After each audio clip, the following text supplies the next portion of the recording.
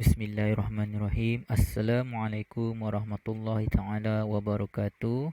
InsyaAllah hari ini kita akan belajar subjek pendidikan Islam dalam bidang sirah unit 2, tajuknya Itqan menambah berkat.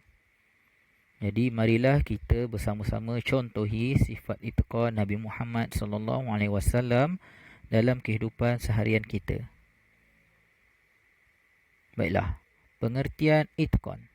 Nabi Muhammad sallallahu alaihi wasallam merupakan contoh terbaik yang mengamalkan sifat itqan dalam kehidupan.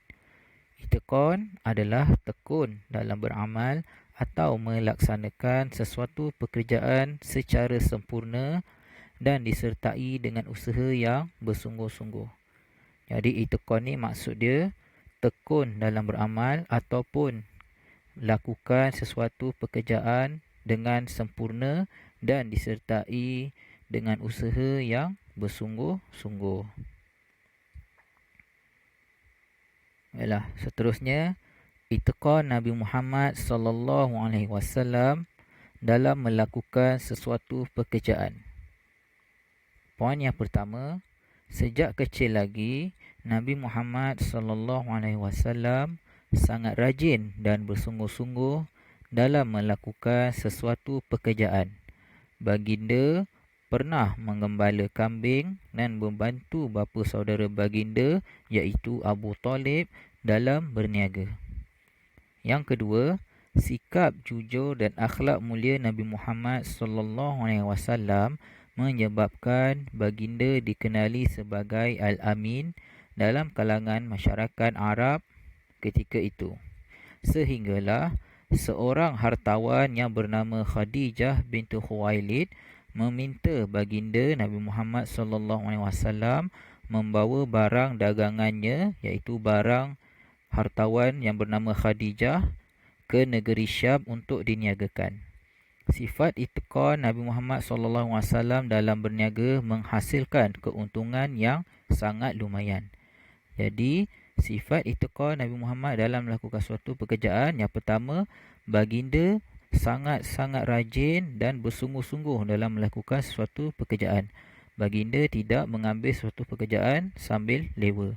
Yang kedua, Nabi bersikap jujur dan berakhlak mulia sehinggakan masyarakat Arab menggelarkan baginda sebagai Al-Amin. Baiklah, yang seterusnya, Khadijah binti Khuwailid. Siapa Khadijah ni? Khadijah ni adalah isteri Nabi Muhammad sallallahu alaihi wasallam. Jadi di sini kita dapat lihat sifat itqan Nabi Muhammad yang diamalkan oleh baginda dalam berniaga menghasilkan keuntungan yang sangat lumayan. Seterusnya, itqan Nabi Muhammad sallallahu alaihi wasallam dalam berdakwah. Dakwah ni apa dia, murid-murid? Dakwah ni ialah menyebarkan agama Islam. Baiklah, lihat yang poin yang pertama.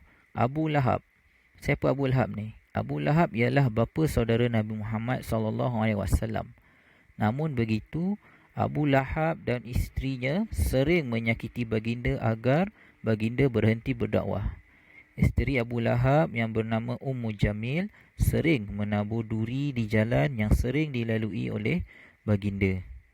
Tujuannya apa? Tujuannya supaya Nabi Muhammad SAW berhenti dalam berdakwah kepada ajaran agama Islam.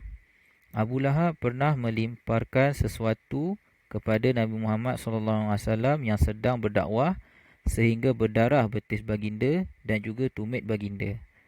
Mereka sering menghina Nabi Muhammad SAW di khalayak ramai dan melemparkan fitnah. Namun begitu, segala usaha untuk menyekat dakwah Nabi Muhammad SAW adalah sia-sia. Baginda tetap itqan dan cekal dalam menyampaikan dakwah sebagaimana yang diperintahkan oleh Allah Subhanahu Wa Taala.